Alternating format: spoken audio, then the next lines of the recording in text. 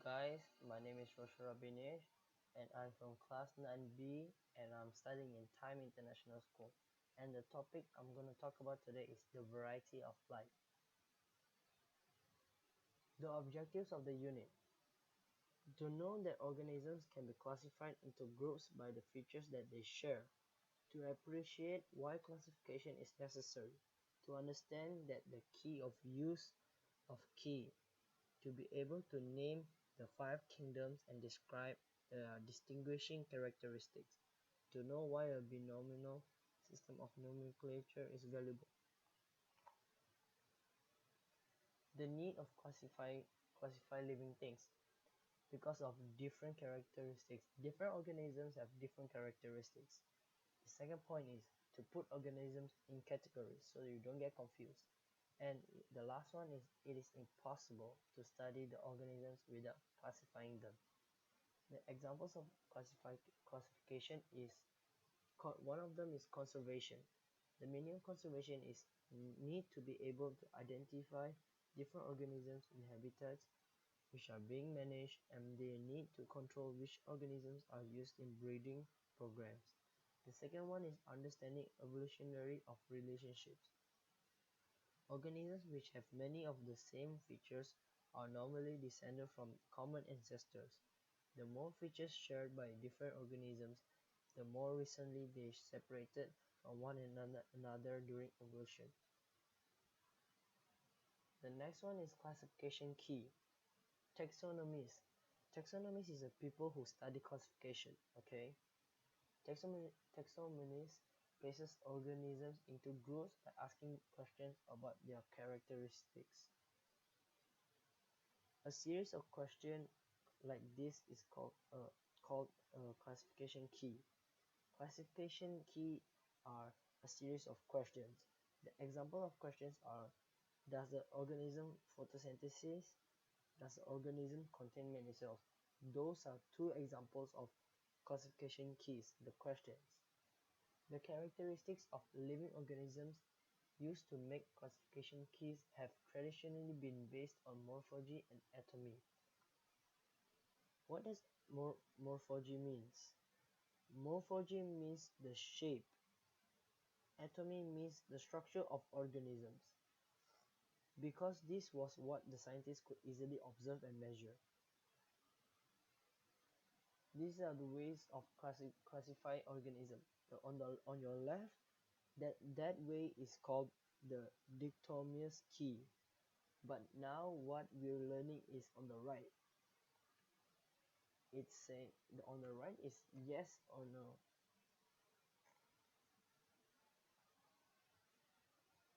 And the next one is five kingdoms. Living organisms can be placed in one of five very large groups. Each of these kingdoms contains an enormous number of different species. The the kingdoms. The first kingdom is Kingdom Monera. Type of organism: bacteria. Number of species we cannot begin to estimate yet. Where they are found: everywhere, all imaginable habitats. Description: bacteria are single-celled organisms. Their cells have no nucleus. It is this characteristic that makes them different from any other form of life. They reproduce by dividing. Population of bacteria can grow quickly, very quickly. The things you need to know. Bacteria can live everywhere, deep in the ocean, in complete darkness, in acid pools, in alkali lakes, and even deep within the Earth's crust where no other life exists. The second one is Kingdom Protocista.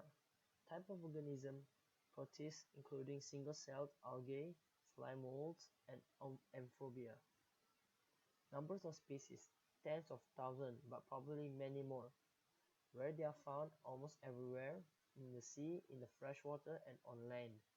The description: protists are single-celled organisms, and like animal and plant cells, they have nucleus.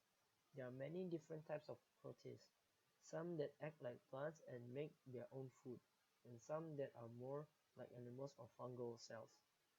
Things you need to know.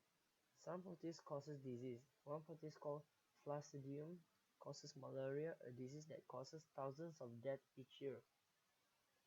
The third one is kingdom fungi. Type of organism, fungi including mushrooms, toadstools, and yeast. Number of species, about 70,000. Now, where they are found, almost everywhere in the sea, in freshwater, and on land. The description. Fungi can be single-celled organisms like yeast or multicellular, like toadstools, mushrooms, and molds. Although they often look like plants, fungi do not produce their own food as plants do. Instead, they live off dead or decaying plants or animals' material. Things you need to know. Fungi can be very useful. Penicillin is made from molds. Yeast is used to baking and brewing. And we eat mushroom on toast for breakfast. And the fourth one is kingdom plantae. Type of organisms. All plants except for the simpler single-celled algae. Number of species around 400,000. Where they are found almost everywhere in the sea, in freshwater, and on land. The description about it. Plants are multicellular organisms. Their cells usually have thick cell walls and they all have pigment called chlorophyll that used to provide their own food in process called photosynthesis. The things you need to know, there are many different groups of plants. Algae like seaweed, mosses, ferns, pine trees, and flowering plants are different groups of plants with different ways of living and reproducing. The fifth one is kingdom Animalia. Type of organisms, all animals and humans.